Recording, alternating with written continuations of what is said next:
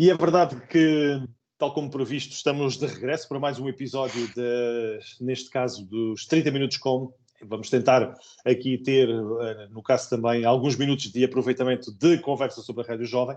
Isto porque o Luís Correia aceitou o meu convite. Ele que tem algumas histórias, no fundo, para partilhar connosco. Não muitas, mas tem o suficiente para estar aqui, merece estar aqui connosco. Ele que está na Suíça. É assim, Luís, antes de mais? Muito boa noite, Gonçalo. É verdade, sim senhor, eu estou na Suíça desde 2011 já. Muito bem. Como é que estamos as coisas hoje? Frio? Já começou aí o frio ou como é que estão as coisas? Olha, hoje tivemos um bocadinho melhor, já tiveram aqui cerca de 16 graus, mas posso dizer que no fim de semana que passou houve neve até 800 metros de altitude, portanto as temperaturas desceram bastante, tivemos dias de E estás 6 muito graus. alto tu? Ou Não, estás... não, eu aqui estou a cerca de 450 metros, mas sabes que aqui o estar baixo é relativo. Tu em 20 quilómetros, por exemplo, daqui a Friburgo, sobes aos 900 metros, 870, 900 metros. Portanto, Fantástico. E são estás 20 aonde, quilómetros. Luís? Já agora Eu ajuda-me lá. estou no cantão de Friburgo, estou numa pequena vila que dá para o nome de Saint-Aubin, Okay. do cantão de Friburgo, e estou a cerca de 60 quilómetros de Lausanne e a 30 quilómetros de Berne. Portanto, estou pouco mais ou menos ao meio da Suíça. Cantão francês. Sim, neste caso é o único cantão bilingue, ou seja, Ok. na parte onde eu estou do cantão fala-se o francês, mas se tu andares 15 quilómetros, portanto é a próxima aldeia já sentido de Berne, só já falam alemão. Ok. E Bem pouca gente fala francês. já te sentes suíço ou pelo contrário, a ser sempre português? Alentejano, E sobretudo. é? Muito bem. Ó Luís, então, mas antes de falarmos Sim. do passado, falamos agora ainda do presente, conta-me lá. Tu estás na Suíça neste momento a fazer o quê? Só para nós conhecermos então um bocadinho mais de ti agora, para depois fazermos aqui um enquadramento com o passado, Ora, Luís. ora bem, Gonçalo, eu quando vim para cá, eu não falava francês de todo. Eu já cá tinha estado na Suíça e vamos tocar nesse assunto na entrevista. Já cá tinha estado em 93, 94, 92, por aí. Portanto, tive cá 2 contratos com o meu pai. Depois retornei a Portugal e agora quando vim, em 2011, eu não falava francês. A empresa onde tinha estado a trabalhar aprendi italiano porque só trabalhava com italianos, portanto fui obrigado pelas circunstâncias. E quando cá cheguei, tive as dificuldades que todo imigrante tem, portanto não conhecia a língua, não conhecia as tradições, não tive a felicidade de uma prima da minha esposa me ter auxiliado. E através dos conhecimentos dela conheci alguém que me arranjou trabalho na minha área, que era serralharia civil. Pá, consegui aproveitar as cartas de pesados que tinha, tive que tirar cá formações e fazer cá exames e neste momento trabalho para uma das poucas empresas que são federativas, que é a Carpo Postal, ou seja, eu sou condutor dos autocarros da Carpo Postal, portanto, Ok. transportes públicos. Muito bem, muito bem. Então, nesta altura, francês, já estás à vontade. Monsieur Louis, c'est déjà possible de parler en français ou non? Oui, Ah on bom, parle, ah si bom. tu veux, on peut parler. Ah, merci, merci. Alemão é que não, nem pensar, por acaso gostava de Um aprender bocadinho. um dia. Eu Um também dia. não. Eu sei o básico para me desarrascar, mas não sei muito. O básico será o quê? Guten Tag?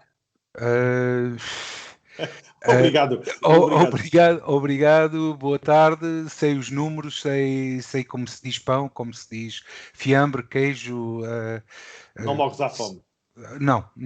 E, Se tiver que ir à parte alemã, como já tive que ir, sem me desenrascar, dando um pouco do inglês, porque é uma coisa curiosa que existe aqui, mas é pura da verdade. Isto as desigualdades a nível linguístico aqui são tão profundas dentro de um país que é a Suíça, que tem 4 línguas oficiais. Uhum. A maior parte das pessoas pensam que são 3, mas são 4. É o romano, o italiano, o francês e o alemão, mas tu chegas ao cantão alemão, falas francês e eles não fazem sequer o mínimo esforço para te perceber. Falas inglês e eles fazem um esforço para falarem contigo. Na parte francesa, eles não, o alemão também não o falam. Tu falas italiano ou falas espanhol ou tentas falar francês, eles ajudam-te, fazem um esforço para te perceber. Se falares alemão, não fazem. E se chegares então à parte italiana, aqueles gajos falam alemão, falam francês, falam tudo. Eles são latinos como nós, eles são muito adaptativos. Mas aqui, sobretudo a parte francesa e a parte alemã, sabes, há um conflito de mentalidades. Uns são germânicos, outros são descendentes de latinos e há um... Mas lá na parte alemã, se falares inglês, toda a gente... Se falares francês...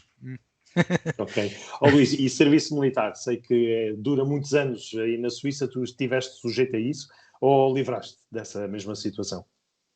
O serviço militar foi aí em Portugal, fui às inspeções com o grande Manuel Guerreiro, foi meu braço direito nas inspeções, fomos juntos, passei à reserva territorial, mas aqui eu posso dizer que a tropa é longa, Sim, é isso que eu tenho de ideia, sim.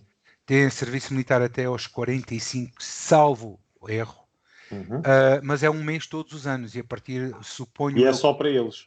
Eles e descendentes. Portanto, Okay. Tu enquanto pai, se pedires a cidadania suíça, portanto o passaporte, os teus filhos adquirem por ti e já têm que fazer o serviço militar aqui. Se não, se eles forem criados aqui, ou se já nascerem aqui, se tu não pedires essa cidadania, eles podem pedir e podem fazer o serviço militar aqui. Uma das coisas, tu és mais ou menos da mesma geração do que eu, que aqui eu acho extremamente curioso e tenho militares todos os dias nos meus autocarros, é que eles cá, por exemplo, nós quando fomos fazer a recruta, era cabelo rente, não havia tatuagens, não havia nada disso. Eles aqui é barba grande, trancinhas, rastas e cabelos a darem-lhe para o meio das costas e não há problema nenhum. Não têm absolutamente problema nenhum com a aparência de um militar. E preocupam-se, acima de tudo, ter guardas para enviar para o Vaticano? Porque de resto aí ninguém os chateia. Supostamente a polícia resolverá o problema, mas a nível militar são uma nação neutra, supostamente, mas tem que enviar a Guarda Suíça para tomar em conta do Papa Francisco. Escuta, eu tenho o privilégio de ter privado aqui, de ter aqui ao pé de mim, aliás, a título de curiosidade, esta Vila Zeca onde eu moro, esta comuna, Saint-Aubin, é a comuna do cantão de Friburgo que mais guardas suíças para o Vaticano enviou. Eu habito, e aqui ao pé de mim tenho 3 que foram guarda do Vaticano. E explicaram um bocadinho como é que isso se passa. Portanto, eles, para chegarem aí, primeiro que tudo, têm que ter já um histórico católico. Portanto, tiveram que estar, de alguma forma, ligado à igreja logo de pequeninos. E depois, no serviço militar, eles têm que fazer um serviço militar exímio, forças especiais, e são treinados como é que tenho de explicar? Com o mais duro possível para resistirem a tudo. Sim. A nível psicológico, sobretudo, eles têm uma grande formação psicológica. Eles vão ao Vaticano, salvo erro, eles têm uma missão de 5 anos e quando voltam eles estão integrados onde eles quiserem. São eles que escolhem o que é que querem fazer para o resto da vida. Eu posso dizer que 2 deles estão aqui na base aérea ao pé de mim, em Payerne, e um outro está na Polícia Judiciária Militar. Portanto, estás a ver. Perfeitamente. Luís, então vamos começar a falar agora, já a aproximar-te de mim, que estás aí muito longe a contar das coisas daí, mas começar a aproximar de mim. Eu gostava que me explicasse essa tua t-shirt, essa camisola. Tem aí um cravo, parece-me, um cravo preto. Bom, queres-me contar alguma coisa? Se tem a ver alguma ligação a Portugal? Se quer? Tem uma grande ligação a Portugal e tem uma grande ligação também a um outro grande amor que eu tenho, que o Rui Denner também é culpado da minha entrada, que se chama a política e chama-se o 25 de Abril e a minha família ter estado ligado de alguma forma a 25 de Abril, à Revolução, e ao ter entrado para a juventude socialista muito novo, porque tenho ideais muito fortes e tenho um gosto especial, sim, pelo socialismo tal como a Ana, tal como o Denner, tal como o Barrigoto, estivemos ligados à Juventude Socialista. Muito bem. E está É por representado isso que nessa camisola. Muito que bem, este cravo muito bem. aqui anda. Muito bem, percebi isso mesmo. Então agora vamos falar, Luís, tu, a nível de Évora, como é que era a tua ligação? Nasci-te cá e Sim. gradualmente apareceste na rádio. Como é que foi a tua vida, podemos dizer, a tua infância, se já havia sinais de poderes vir a ter pertença da Rádio Jovem? Foi algo que aconteceu inesperadamente ou, pelo contrário, sempre tiveste uma vocação, como alguns que já contaram aqui histórias dessas, que foi uma vocação que lhes apareceu como maneira, por exemplo, de perderem, vamos lá ver, a timidez, como aconteceu, que estávamos a falar do Cabecinha, não é? Sim, o No teu caso, como é que foi? Olha, o meu caso é muito curioso e pedindo desculpa ao Saragossa e à Sara, o meu caso é muito curioso. Como já te disse, o Denner é a pessoa que me liga a duas das grandes paixões que eu tive, que foi a rádio e que foi a política. Uhum. E o Denner, eu estudava à noite, portanto eu comecei a trabalhar muito cedo, com 14 anos na imprensa do meu pai, como serralheiro civil, e epá, naquela altura eu trabalhava com homens que o meu pai tem mais 20 anos do que eu, portanto era o mais novo, mas na oficina as pessoas que lá estavam tinham todas mais 40 anos no mínimo do que eu. E então o que se ouvia era a Rádio Renascença, que era o que se ouvia naquela altura, e aquilo que eu mais gostava de ouvir nessa altura eram os Paradiantes de Lisboa. E eu, na escola à noite, era um bocado o paradiante da escola à noite. Eu passava os intervalos todos a contar anedotas, e a dizer parvoeiras, e a fazer rir o pessoal todo. Um dia o Denner chega, com o Januário e o resto do grupo, os severos, tudo, estávamos na escola à noite, e dá a boa nova que tinha conseguido entrar para a rádio, um sonho grande dele. E eu adorava música, a gente passávamos os intervalos a discutir música e a falar de música, e eu, a única coisa que eu ouvia enquanto ouvinte era Rádio Renascença e pouco mais, porque pronto, os homens o que gostavam de ouvir era aquilo e o rádio não tocava outra coisa. E eu, é claro, à noite aproveitava para discutir e para saber e para observar, como qualquer jovem, como é normal. E então falei com o Denner 3 ou 4 ou 5 vezes, mas tinha receio, porque há um problema em relação a mim, é que eu não me gosto de ouvir gravado, não gosto de ouvir a minha voz, a tonalidade. E então falei algumas vezes com o Denner, e o Denner disse: epá, mas tu tens à vontade, tu gostas de falar, és um indivíduo que estás sempre na paródia, estás sempre a falar, não sei o quê. Epá, vai lá, faz como eu, vai, eu digo-te onde é que é e tal, não sei o quê. E aquilo começou a desenvolver em mim Uma uma curiosidade. vontade, uma curiosidade de ir e de ver e de saber o que era, porque fascinava-me a discutir música do Prince, disto, daquilo, discutir qual era a melhor banda, porque é que uns tinham mais sucesso, outros tinham menos, e, portanto aquilo, o Dan levava discos e nós líamos e falávamos, portanto aquilo era bom, sinceramente era bom e eu gostava. E um dia, por curiosidade, falei em casa com os meus pais, porque isto também não foi assim tão de repente como eu estou aqui a fazer parecer. Isto levou algum tempo a gerar em mim a confiança de ir, porque tinha algum receio. Sinceramente tinha algum receio, porque eu olhava para a rádio e os nomes que eu ouvia e as músicas que eu ouvia, a forma como as pessoas falavam, intelectuais, e dizia, epá, eu ouvi o Denner, sinceramente, o Denner, quando ele ouvir esta entrevista, ele saberá que é assim. Ele sempre foi uma pessoa que eu respeitei muito e sabia que ele conhecia e que sabia bastante de música e que era uma pessoa que gostava daquilo, e eu ficava enternecido a ouvi-lo falar. Entretanto também entrou a Clara Carmona, houve outros amigos meus que já estavam ligados à Meridional e que estavam ligados à Diana, com quem eu falava, com quem eu discutia também. E aquilo foi fomentando em mim aquela cigueira, aquele bichinho de querer saber. E a minha mãe, um dia, eu falo na minha casa com os meus pais, e a minha mãe diz-me: mas eu conheço uma pessoa que conhece o Dimas. Eu digo: epá, isso era ouro sobre azul. Ir lá e já conhecer alguém que faz parte da direção. E a minha mãe fala com essa pessoa. Epá, sinceramente, eu não quero entrar em erro, já não me recordo qual era a ligação do Dimas a essa pessoa, não sei se era esposa, se era irmã, sinceramente não sei. Eu sei que ela trabalhava com a minha mãe na escola de enfermagem, a minha mãe fala e essa pessoa fala com o Dimas, e o Dimas diz, epá, então pronto, diz lá ao rapaz para aparecer, porque a gente até lhe faz falta pessoas e tal, não sei o quê. E eu vou realmente à rádio e vou ter com o Dimas. Epá, mas como eu te digo, eu era nulo, eu não sabia colocar a voz, não, No Largo, por trás do cinema. no largo, sim, sim. Portanto, ainda Okay. não. Pátio do Salema. Nós estamos a falar, estaremos a falar nos anos 91, 92, por aí. Ok. Uh, Chegas lá, apanhas logo um cagaço porque apanhas o Dimas naqueles dias dele e não queres fazer isto. Exatamente não. Exatamente.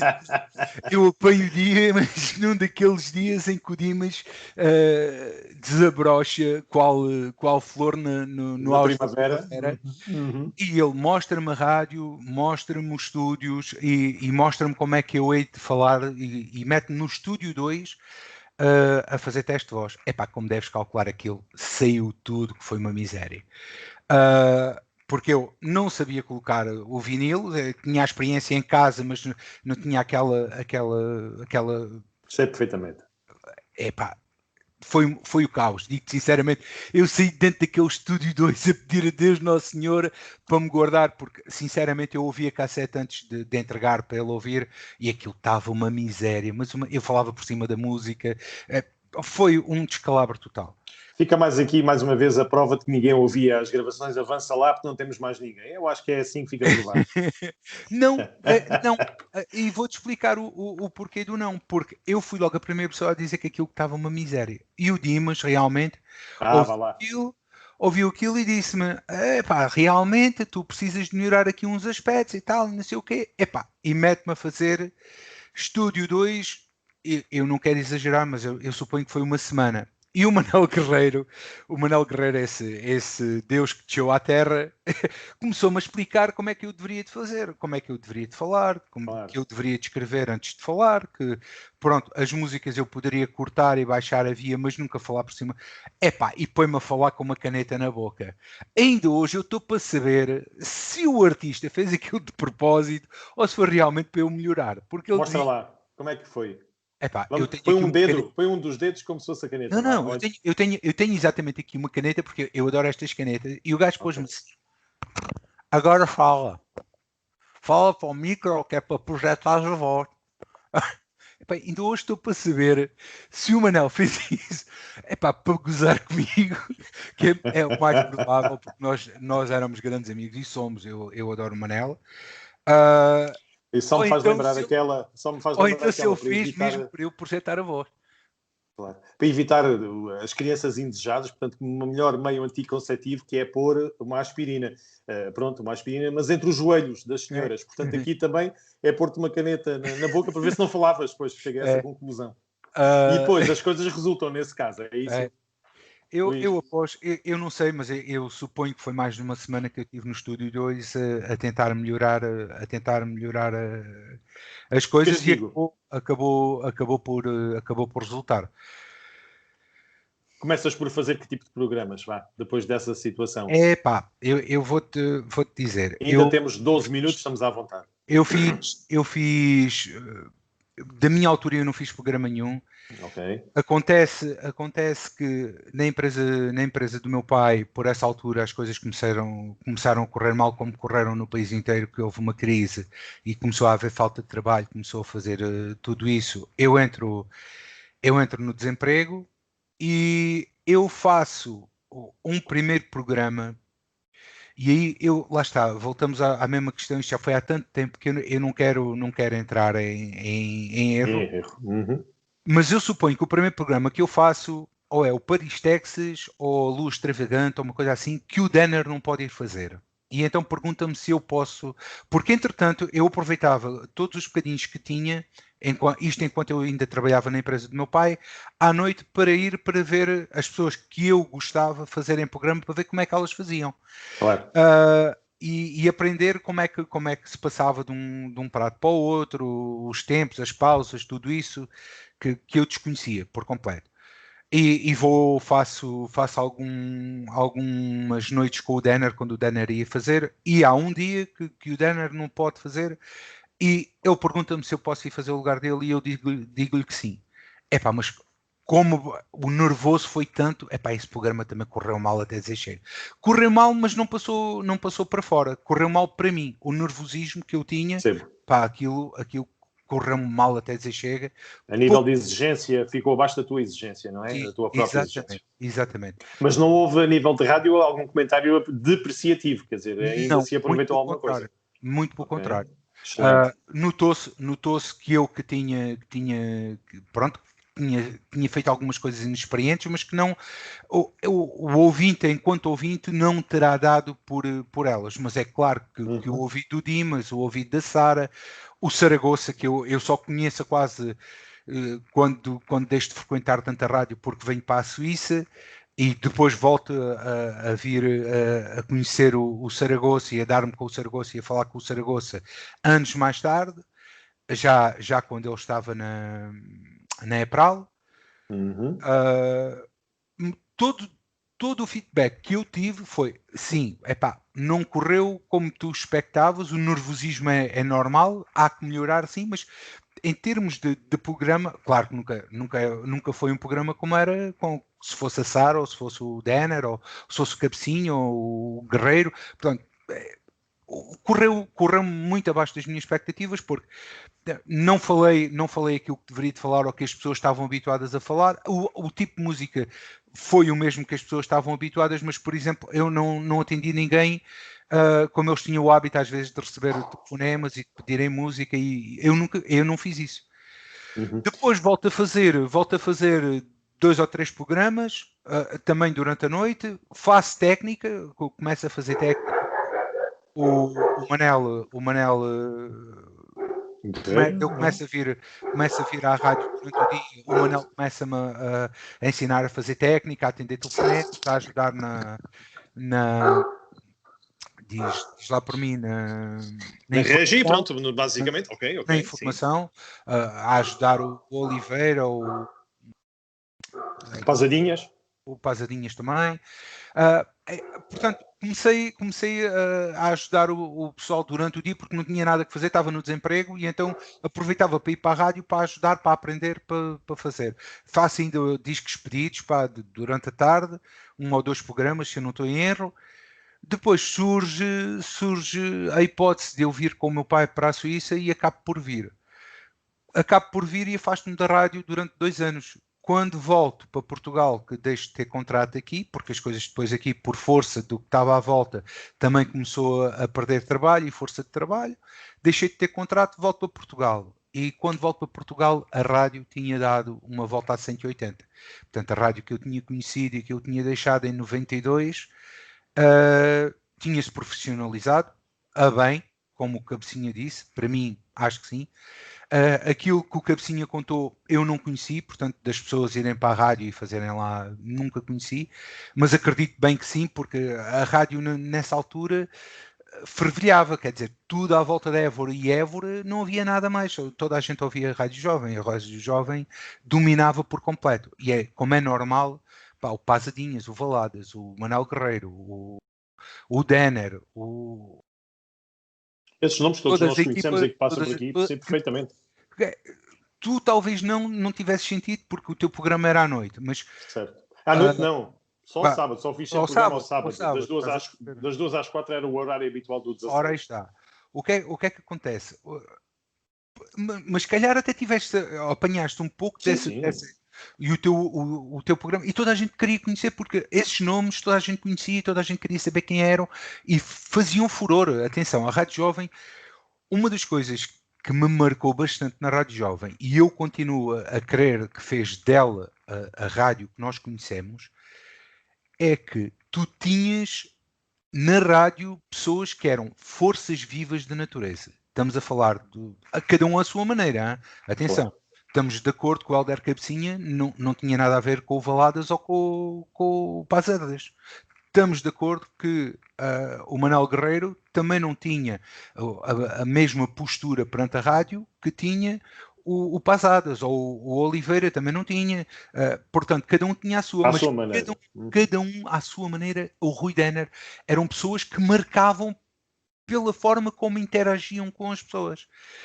E a rádio dava livre-arbítrio, entre aspas, para que eles pudessem conduzir os programas deles e intervir na sociedade de Évora, nessa altura, de maneira a que as pessoas ficassem cativadas e ficaram cativadas.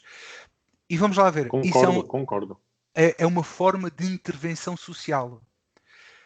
Se me perguntares porque é que deixou de ser assim, deixou de ser assim com a jovem, sim, mas deixou de ser assim também com 90% das rádios nacionais, com a chegada das playlists e com a chegada das exigências das publicidades e de quem patrocinava e todas essas coisas. Portanto, fez talvez com que essa intervenção decaísse e decaísse também. E depois também há outra coisa. Em Évora havia 3 rádios, mas depois à volta não havia mais nada mais. Tinhas em Montemor, em Estremoz havia uma também, Porto Alegre, e a partir de um certo momento tu começas a ter rádio em tudo quanto é esquina. Estás a compreender? E então as pessoas também se começam a dividir. Portanto, tudo isso levou, mas a Rádio Jovem, acredita, eu falo porque conhecia muito e estava ligado à Noite de Évora, e estava ligado a um partido, tinha muita gente conhecida, estava na escola da noite, e tinha essa perfeita consciência que eu não, mas aqueles que eu conhecia, aqueles que estavam na Rádio Jovem, que lidavam nas horas de maior audiência com as pessoas, conseguiam cativar e conseguiam marcar as pessoas através da música, através das intervenções, através disso tudo. E é daí que vem a minha grande paixão, sinceramente. Luís, e aí na Suíça, tiveste a ocasião, não tens à vontade com a sociedade suíça para apresentar um projeto? Porque há uma comunidade portuguesa muito forte e que com certeza há de ter uma rádio também dos portugueses. Sim, tens uma rádio. Já te apresentaste a eles? Temos 3 minutos para falar sobre isso, não sei. Não, e vou-te explicar porquê. Há uma rádio aqui, é bastante ouvida. Aliás, a rádio era a Rádio Bull, Rádio de Portugueses em Bull, ou Rádio Portuguesa de Bull, uma coisa assim. Neste momento eles estão ligados a uma... se queres, é global. Portanto, é uma rádio global que tem vários locutores em vários pontos estratégicos do planeta. Londres, Munique, Bull, Zurique. Portanto, eles estão nas maiores comunidades portuguesas, um bocadinho nos países europeus todos, Luxemburgo, eu sei que eles também lá têm locutores. Eu, quando estive a trabalhar na Sotas, como serralheiro, havia um rapaz que trabalhava comigo, que era ajudante dessa rádio, portanto ele fazia fotografias dos eventos deles, era também repórter de exterior. E então ele falou comigo, eu contei-lhe da Rádio Jovem, porque eu para onde vou é Rádio Jovem, é sempre o que vem. E então ele disse, vai lá à rádio e tal, que eles precisam de locutores, precisam de pessoal e não sei o quê. E eu fui lá, fui com ele foi lá levar umas fotografias. Não, playlists e tens que dizer aquilo que eu quero porque o patrocinador quer é que tu fales. Não, peço desculpa, mas não. É porque a Rádio Jovem ensinou-me a pensar por mim mesmo e a falar por mim mesmo e sinceramente não... Muito bem, Luís. Não me cativou. Passaste perfeitamente a tua mensagem. Minuto final para te perguntar em relação à festa de Natal. És rapaz para aparecer de um momento para o outro com os chocolates suíços? Sem distinção de nenhuma marca? Eu sou-te sincero.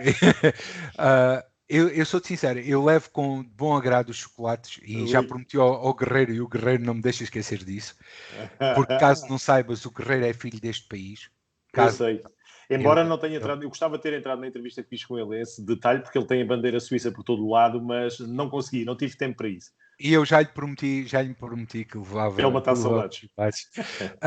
E já lhe disse a ele que, e isto é de coração, quando ele quiser, ele pode vir a porta da minha casa está aberta. A Ana também já lhe disse a mesma coisa, a Ana Boto.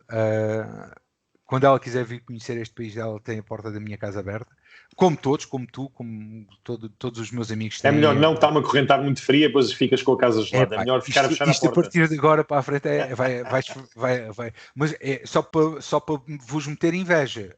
Eu estou com 25 graus dentro de casa. Lá fora está frio, mas eu aqui tenho 25 graus. Mas para te dizer... Faço-te a inveja que lá fora estão 25 graus e aqui dentro de casa também estão 25 graus. É só para te fazer inveja. Pá. Mas ia-te a dizer, olha, eu não posso ir porque eu já te expliquei o que se passou. Eu era para estar aí como normalmente. Há 3 anos a esta parte vou estas 3